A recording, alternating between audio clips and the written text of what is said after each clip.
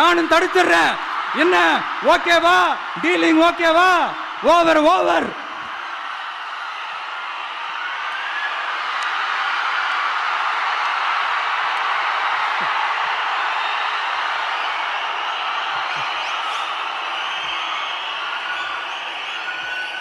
இல்லைங்க, உண்மையிலேயே சிரிக்கிறதா என்ன பண்ணுறதுன்னு எனக்கு தெரியல. உண்மையிலே இப்படி தான் இருக்கு அவங்க டீலிங்லாம்.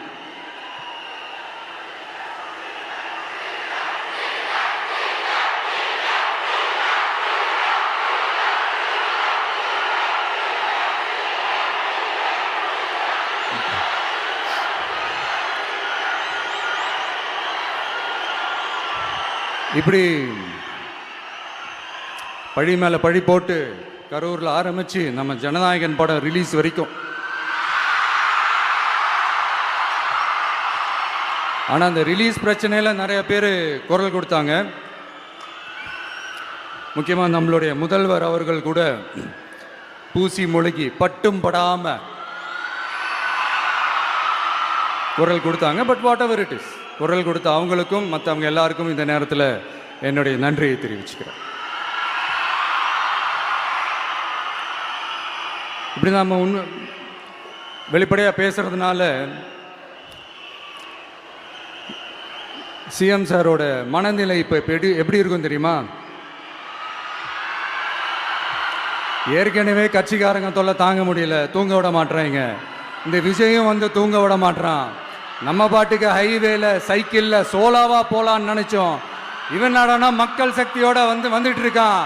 இவன் தான் கேள்வி கேட்கறான்னு பார்த்தா மக்களையும் கேள்வி கேட்க வைக்கிறான். 1000 ரூபாய் கொடுத்துட்டு இருந்தோம், 5000 ரூபாய் கொடுத்து ஏமாத்தலான்னு பார்த்தா அதையும் கேள்வி கேட்க வைக்கிறான். விசில் சத்தம் வேற விண்ண முட்டுது. கூட்டணி கட்சிகள் தொல்லை வேற தாங்க முடியல. இவன் பண்ற பிரச்சாரத்தையாத்து முடக்கலான்னு பார்த்தா அப்பவும் மக்கள் அவன் பின்னாடி தான் நிக்கிறாங்க. என்ன பண்றது ஏது பண்றதுன்னு தெரியாத ஒரு மனநிலையில இருப்பாரு. ஆனா சார், நீங்க இந்த விஜயம் முடக்கலாம், ஆனா ஒவ்வொரு வீட்டில் இருக்கிற ஒவ்வொரு விஜயும் ஒவ்வொரு விஜயையும் உங்களால முடக்கவே முடியாது.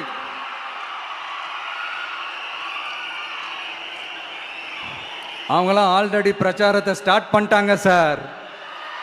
வீட்லயே குடும்பம் குடும்பமா இறங்குவாங்க பாருங்க பிரச்சாரத்துக்கு.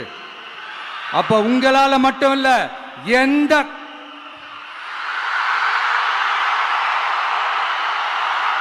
யாராலையும் தடுக்க முடியாது.